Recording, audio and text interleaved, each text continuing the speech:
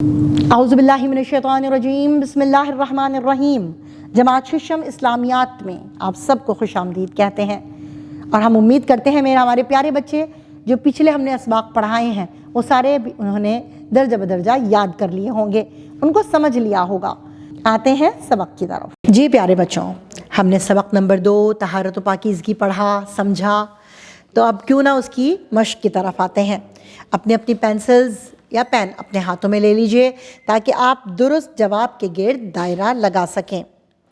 پہلا پڑھتی ہوں کہ حضرت محمد رسول اللہ خاتم النبیین صلی اللہ علیہ وعلی آلہ وصحبہ وسلم نے پاکیزگی کو قرار دیا ہے۔ جی پیارے بچوں، کیا قرار دیا ہے؟ درست جواب ہے نصف ایمان۔ نمبر 2، شریعت میں طہارت حاصل کرنے کی صورتیں ہیں۔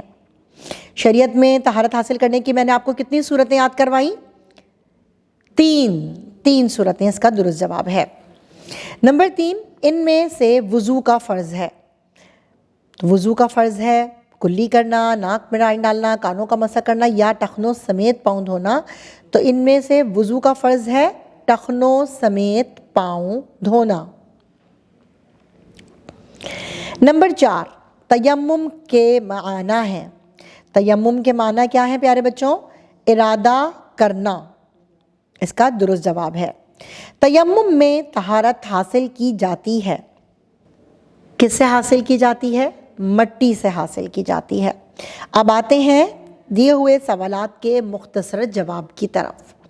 یہ سارے جواب آپ نے اپنی کاپی پر لکھنے ہیں، neat and clean handwriting میں، باقاعدہ اس کی ہیڈنگ دینی ہے اور اس کے بعد اس کا کام سٹارٹ کرنا ہے۔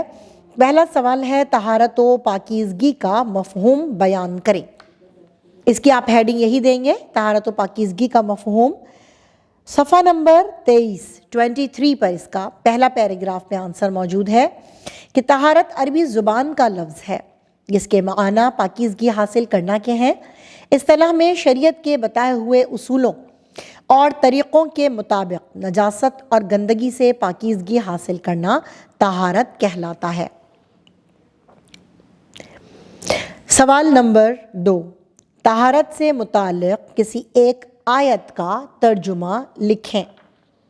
تو پیارے بچوں، ہم نے آپ کو وہ آیت پڑھائی تھی اور وہ آیت ہے صفحہ نمبر 23 پر موجود سورۃ البقرہ کی 222ویں آیت کہ قرآن مجید میں طہارت و پاکیزگی کی اہمیت بے شمار مقامات پر بیان کی گئی ہے۔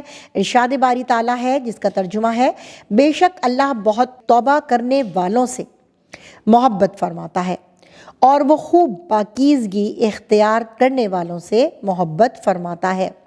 یہ سورۃ البقرہ کی آیت ہے جو آپ نے لکھنی ہے۔ سوال نمبر 3، غسل کے فرائض کون کون سے ہیں؟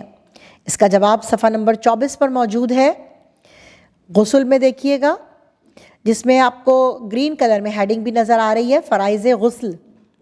تو اس میں آپ نے تینوں فرائض لکھنے ہیں 1 2 3 کر کے، کہ کلی کرنا، ناک میں پانی ڈالنا اور پورے جسم پر پانی بہانا غسل کے فرائض ہیں۔ سوال نمبر 4، ظاہری اور باطنی طہارت سے کیا مراد ہے؟ اس کا جواب آپ کو صفحہ نمبر 25 پر مل جائے گا جس میں ہیڈنگ جس کی ڈلی ہوئی ہے کہ طہارت و پاکیزگی کے فوائد و ثمرات میں، اس میں آپ نے پہلی ہیڈنگ ڈالنی ہے ظاہری طہارت سے مراد جسم، لباس اور ارد گرد کے ماحول کی پاکیزگی ہے، جبکہ باطنی طہارت سے مراد دل کے ارادوں، سوچ کی پاکیزگی ہے۔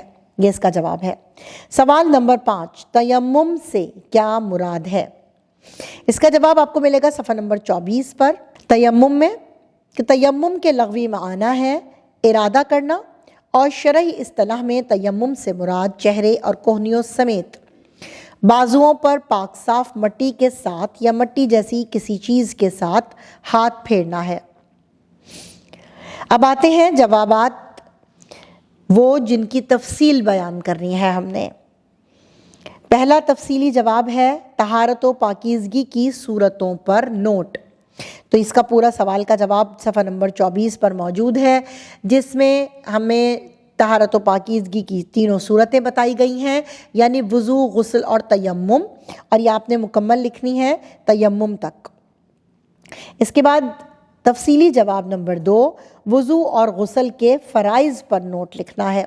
تو پیارے بچوں، آپ نے وضو کے بارے میں یعنی کہ ان کے جو 4 فرض ہم نے بیان کیے تھے، ان 4 فرض کے بارے میں آپ نے اچھے طریقے سے لکھنا ہے کہ پورے چہرے کو دھونا، ہاتھوں کو کونیوں سمیت دھونا، چوتھائی سر کا مسح کرنا، ٹخنوں سمیت دھونا، اور اس کے بعد غسل کے فرائض یعنی کہ کلی کرنا، ناک پہ پانی ڈالنا، پورے جسم پر پانی بہانا، ان کے اوپر آپ نے ایک مکمل نوٹ لکھنا ہے۔ اب آپ کے لیے کچھ سرگرمیاں جس میں طہارت و پاکیزگی کی اہمیت کے بارے میں سبق میں دی گئی احادیث مبارکہ کے علاوہ کوئی 2 مستند احادیث مبارکہ تلاش کر کے لکھنی ہے۔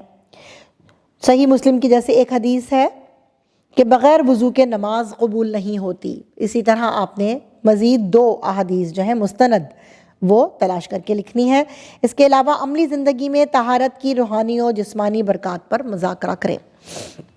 رہنمائے استاد ہے، اسلامی تعلیمات کی روشنی میں طہارت و پاکیزگی کے لیے پانی کے صحیح استعمال پر جماعت میں مباحثہ کروایا جائے، اسکول میں ہفتہ صفائی منایا جائے، ہمیشہ صاف ستھرا رہنے والے طلباء کو انعامات دیے جائیں، ان کی حوصلہ افزائی کی جائے تاکہ تمام طلباء کو صاف ستھرا رہنے کی ترغیب ملے۔ جی پیارے بچوں، مجھے پوری امید ہے کہ ہمارے بچوں نے اس سبق سے بہت کچھ سیکھا ہوگا۔ اسی کے ساتھ اس سبق کا اختتام کرتے ہیں اور ملتے ہیں نئے سبق کے ساتھ۔ اللہ حافظ۔